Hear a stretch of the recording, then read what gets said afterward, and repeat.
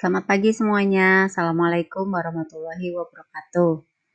Bismillahirrahmanirrahim. Baik, kita masuk ke bab 2 yaitu mengembangkan pendapat dalam teks eksposisi. Tujuan kita mempelajari teks eksposisi adalah yang pertama, kita menginterpretasi isi teks eksposisi. Yang kedua, kita mengembangkan isi teks eksposisi. Yang ketiga, kita menelaah struktur dan kebahasaan teks eksposisi. Dan yang terakhir, kita dapat menyusun teks eksposisi.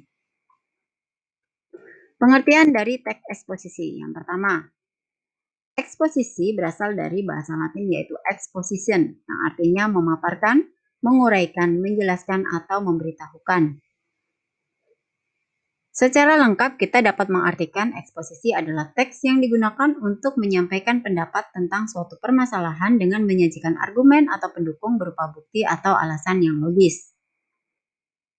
Ciri-cirinya yang pertama adalah objektif, yang kedua informatif, dan yang ketiga memuat fakta.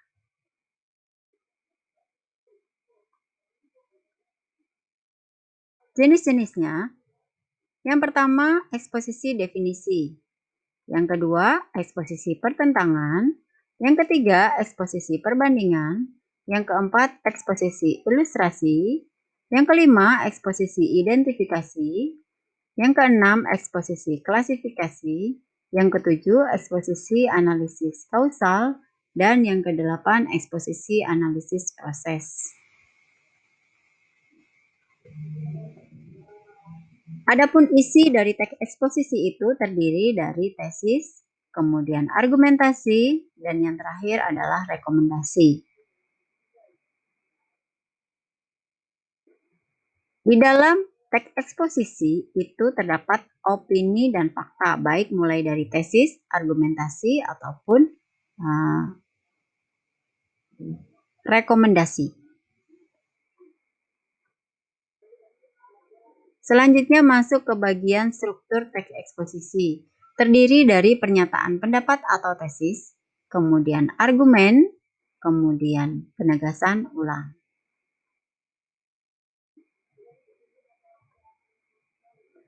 Bagian ketiga adalah kaidah kebahasaan teks eksposisi. Terdiri dari berbagai macam kaidah kebahasaan. Dimulai dari istilah, penggunaan adjektiva, penggunaan afiksasi, penggunaan verba, penggunaan pronomina, dan penggunaan konjungsi. Setelah itu, kita akan belajar bagaimana cara menyusun teks eksposisi. Yang perlu kita ketahui pertama adalah langkah-langkah menyusun teks eksposisi. Yang pertama, kita menentukan topik, kemudian kita menentukan tujuan penulisan. Lalu, kita membuat kerangka teks, dan selanjutnya mengembangkan gagasan pokok. Yang terakhir, kita menulis teks eksposisi secara padu berdasarkan struktur dan kaidah kebahasaannya. Setelah selesai, kita melakukan penyuntingan teks dengan menyiapkan naskah cetak dan merencanakan serta mengarahkan penerbitan. Artinya, teks kita siap publish. Demikian pembelajaran mengenai teks eksposisi. Apabila ada yang ingin kalian tanyakan atau ada yang kurang jelas, kalian boleh menanyakannya di kolom komentar pada halaman forum di Google Classroom. Jangan lupa membaca e-book yang Ibu bagikan, membaca buku LKS yang sudah kalian terima, membaca PTT yang Ibu bagikan, dan juga menyimak video pembelajaran yang Ibu sematkan. Terima kasih semuanya. Assalamualaikum warahmatullahi wabarakatuh.